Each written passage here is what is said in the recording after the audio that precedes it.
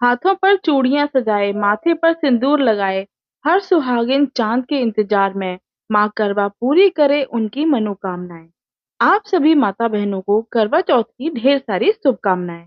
माता रानी आप सभी का सुहाग अखंड बनाए रखें और आप सभी का दाम्पत्य जीवन मधुर हो। हर साल कार्तिक मास के कृष्ण पक्ष की चतुर्थी को करवा चौथ का व्रत रखा जाता है और इस बार चतुर्थी तिथि प्रारंभ होगी 20 अक्टूबर रविवार को सुबह 6:45 से और समाप्त होगी 21 अक्टूबर सोमवार को सुबह 4:17 पर।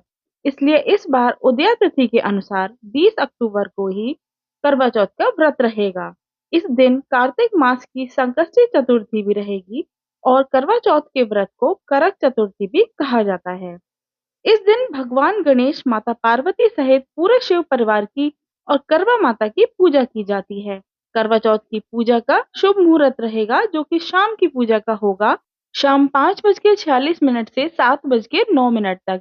और इस बार का व्रत बहुत ही शुभ संयोग में रखा जाएगा क्योंकि इस बार करवा चौथ के व्रत के दिन सिद्धि योग भी बन रहा है। इस योग में यदि कोई पूजा करता है तो उसकी समस्त मनोकामनाएं शीघ्र पूर्ण होती हैं। आज के दिन ब्रह्म मुहूर्त रहेगा सुबह 4:53 से 5:41 तक। अमृत काल सुबह 3:52 से 5:21 तक और रोहिणी नक्षत्र सुबह 8:32 से सारा दिन रहेगा। सिद्धि योग शाम 5:41 तक रहेगा। इस दिन राहु काल दोपहर 4:30 से शाम 6 बजे तक रहेगा। करवा चौथ के व्रत में सरगी भी ग्रहण की जाती है जिसमें एक प्रकार का नाश्ता आपको करना होता है ताकि आपको दिन भर निर्जल व्रत रखने में ताकत मिल सके। ऐसे में सरगी सुबह अंधेरे अंधेरे में ग्रहण की जाती है और ब्रह्म मुहूर्त के आसपास यानी सुबह 3:30 से लेकर 4:50 के आसपास तक आप सरगी ग्रहण कर सकते हैं। ध्यान यह रखना होता है कि ब्रह्म मुहूर्त बीतने के बाद सरगी ग्रहण नहीं की जाती है और इस दिन चंद्रोदय होगा रात 8:15। तो चंद्रमा को अर्घ देने और व्रत को खोलने का समय रात 8:15 के बाद होगा।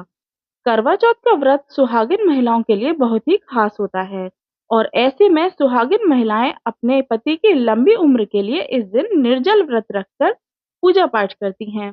महिलाएं चंद्रमा की पूजा करने के बाद ही व्रत खोल लेती हैं और पूजा के दौरान मिट्टी के करवे का प्रयोग बहुत ही शुभ और पवित्र माना जाता है। करवा मिट्टी का बना एक मटका नुमा घड़ा होता है। इनमें एक नलकी भी लगी होती है। इस करवे को माँ देवी का प्रतीक मानकर इस दिन पूजा की जाती है।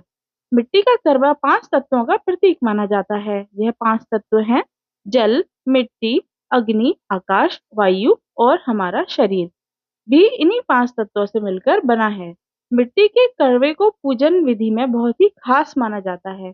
शादी के समय लड़कियों को मायके से करवा दिया जाता है जिसे महिलाएं शादी के बाद हर करवा चौथ पर उपयोग करती हैं। पूजा के दौरान इस दिन 2 करवे रखे जाते हैं जिसमें एक मां पार्वती का होता है और दूसरा सुहागिन महिला का।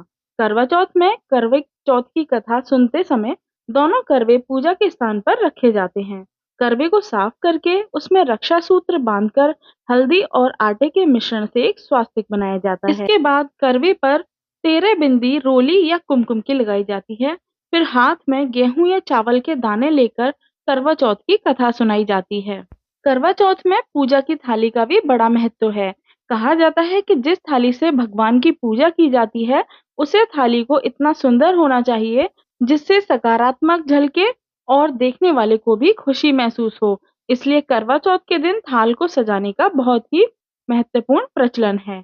करवा चौथ के दिन सजने वाली थाली के लिए सबसे पहले मिट्टी के करवे को जल से भर के करवे के ऊपर एक ढक्कन में चीनी की कटोरी को भर के रख दें। इस ढक्कन में आप एक चांदी का सिक्का भी रख सकते हैं।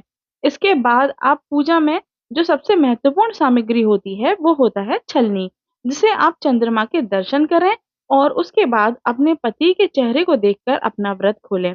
वहीं करवा चौथ की पूजा में प्रयोग की जाने वाली थाली में धूप, दीप, अक्षत, सिंदूर, कुमकुम, रोली, पान के पत्ते और सफेद रंग की मिठाई भी अवश्य रखें।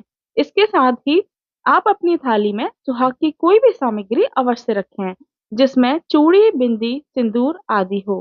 करवा चौथ के व्रत में भगवान शंकर, माता पार्वती जी के साथ गौरी पुत्र गणेश जी और कार्तिकेय जी की भी पूजा की जाती है।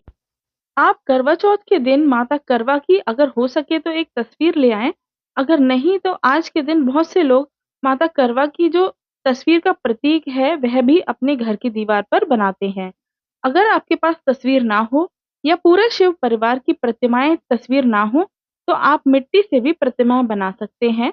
आज के व्रत में माता गौरी की आपको तस्वीर या मूर्ति जरूर रखनी चाहिए। उनकी पूजा के बिना पूजा अधूरी रहती है। तस्वीर के साथ या पीली मिट्टी से माता गौरी बनाएं और उनकी गोद में गणेश भगवान जी को विराजमान करके माता को चुनरी उड़ाकर बिंदी और सभी सुहाग सामग्री से उनके श्रृंगार करना चाहिए। इसके बाद पूजा के स्थान पर जल से भरा हुआ एक लोटा रखें और एक करवे में गेहूं भरकर उसके ढक्कन पर शक्कर रखते हैं। बहुत से लोग इस दिन मिश्री भी रखते हैं या ड्राई फ्रूट्स आदि भी रख सकते हैं। तो जैसे आपके यहाँ परंपरा हो आप ढक्कन पर उस सामग्री को रख सकते हैं। करवे पर रोली से स्वास्तिक का चिन्ह बनाएं और करवे पर 13 बिंदी जरूर लगानी चाहिए। आप अगर 2 करवे इस्तेमाल कर रही हैं तो दोनों ही करवों पर आपको बिंदी लगानी है। करवे को माता के समक्ष रख के व्रत की शुरुआत करें। दिन भर निर्जल और निराहार रहें। जिन महिलाओं का सामर्थ्य निर्जल रखने का ना हो, इस व्रत में शाम होने से पहले वो एक समय फल या चाय पी सकती हैं। वैसे तो गर्भवती महिलाओं को कोई भी व्रत रखने के लिए मना किया जाता है, लेकिन करवा चौथ का व्रत एक ऐसा व्रत होता है कि जिसमें सामर्थ्य हो तो जरूर रखना चाहिए, बीच में नहीं छोड़ना चाहिए। अगर आप किसी कारण से खुद रखने में समर्थ नहीं है, तो आपकी जगह उस साल आपके पति भी ये व्रत रख सकते हैं। शाम के समय चंद्र देवता की पूजा करने के लिए सजाई गई थाली को लेकर छत पे जाएं या जिस जगह से भी आपके घर में चंद्र दर्शन होते हो, चंद्रमा दिखाई देते हो, वहां पर जाएं और चंद्रमा निकलते ही चंद्रमा की पूजा करने के बाद चांद को देखें और फिर उसी चलने से अपने पति का चेहरा देखना चाहिए। इसके बाद पति के हाथों से पानी पीकर अपना व्रत खोलना चाहिए। ध्यान रखें कि शाम के समय जो करवा चौथ की मुख्य पूजा होती है उस समय आपको विधि विधान नियमों के साथ पूजा करना जरूरी है और उस समय आपके हाथ में गेहूं या चावल के 13 दाने लेकर ही कथा सुननी है। बाद में कथा समाप्ति के बाद ये जो गेहूं के दाने हैं इन्हें आप जल के लोटे में डाल दीजिए। बाद में इसी में चंद्र देवता को जल का अर्घ दिया जाता है। जो भी महिलाएं आज के दिन व्रत रख रही हैं उन्हें 16 श्रृंगार आवश्यक रूप से करना है, क्योंकि ये जो पूजा होती है करवा चौथ का व्रत होता है वह सुहाग के प्रति रखा जाता है। अपने सुहाग की, अपने पति की लंबी आयु के लिए, उनके अच्छे स्वास्थ्य के लिए और अच्छे भविष्य के लिए सुहागिनें महिलाएं इस कठिन व्रत को रखती हैं। इसलिए आपको 16 श्रृंगार करके सारा दिन रहना चाहिए और पूजा भी 16 श्रृंगार करके ही करनी चाहिए। करवा चौथ के व्रत की जो मुख्य पूजा है उसे शाम को गोधूली बेला या प्रदोष काल में की जाती है। कुछ जगह पर दोपहर के समय भी पूजा की जाती है। शाम के समय केवल चंद्र देवता की पूजा करके उनको अर्घ देकर चांद को देखकर व्रत खोला जाता है। आपके यहाँ जो भी नियम हो आप उसके अनुसार इस व्रत की पूजा कर सकते हैं। बहुत सारी जगह पर आज के दिन सामूहिक रूप से शांति पूजा की जाती है, यानी ग्रुप में बहुत सारी महिलाएं बैठती हैं और पूजा करने के बाद जो सुबह की सामग्री है वह एक दूसरे को आदान प्रदान करती हैं। ऐसा करने से यह मान्यता है कि जो महिलाएं सुहाग का सामान का आदान प्रदान करती हैं तो उनके पति की आयु भी लंबी होती है और उनके पति पर आया हुआ कष्ट भी टल जाता है। पूजा में आपने जो मिट्टी के बर्तन जैसे दिया या करवा आदि का प्रयोग किया है तो उसका विसर्जन आपको अगले दिन करना होता है। मिट्टी की चीजों का जहाँ तक हो सके आपको जल विसर्जन या भूमि विसर्जन कर देना चाहिए। कोई भी व्रत बिना किसी दान दक्षिणा के अधूरा रहता है, तो करवा चौथ की पूजा करते समय मंदिर में कुछ न कुछ दान दक्षिणा जरूर चढ़ाएं, जिसका दान आपको या तो उसी दिन या अगले दिन किसी योग्य व्यक्ति को, हो सके तो किसी निर्धन सुहागिन महिला को दान दक्षिणा के साथ और कुछ उपहार की कुछ वस्तु जैसे सुहाग की सामग्री, फल या मिठाई के साथ दक्षिणा भी देनी चाहिए।